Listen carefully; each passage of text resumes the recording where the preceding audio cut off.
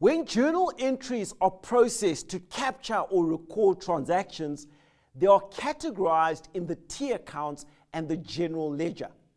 This categorization effectively reflects all transactions that have taken place for the same account in a given financial period.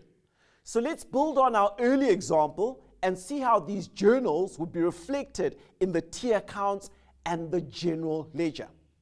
Macmart is Africa's largest bricks and mortar retail operation. Macmart's financial year runs from 1 January to 31 December. During the month of January, the company sold $50 billion worth of merchandise to customers. The merchandise sold was purchased by Macmart from suppliers for $30 billion. All merchandise was purchased for cash. All customers paid cash for these purchases. During the month of February, the company sold $40 billion worth of merchandise to customers. The merchandise sold was purchased by Macmart from suppliers for $25 billion.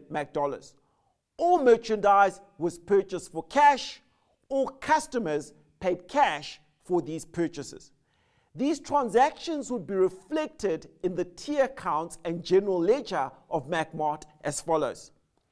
In the bank and cash T account, there would be an amount of $50 billion in January and $40 billion in February. That will be relating to cash received from customers in each of those respective months. Regarding the procurement of inventory, the first entry would be to record the merchandise purchased and the amount paid for it. This would be reflected as debits to the inventory account of $30 billion in January and $25 billion in February. The corresponding credits to the inventory account would go to the company's bank and cash account to reflect the credits on the cash payment for the inventory. Specifically, a credit of $30 billion in January and a credit of $25 billion in February. In the cost of sales or merchandise T account, there would be an amount of $30 billion in January and $25 billion in February. That's relating to the expenses incurred to procure merchandise in each of those respective months.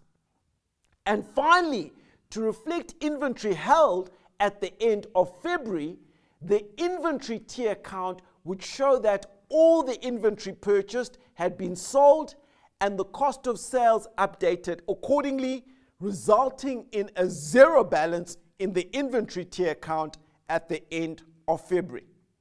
As you can see, when the journals are reflected in the T accounts and the general ledger, all the transactions for specific accounts are reflected, and the user can determine the total amounts relating to each account at a specific point in time.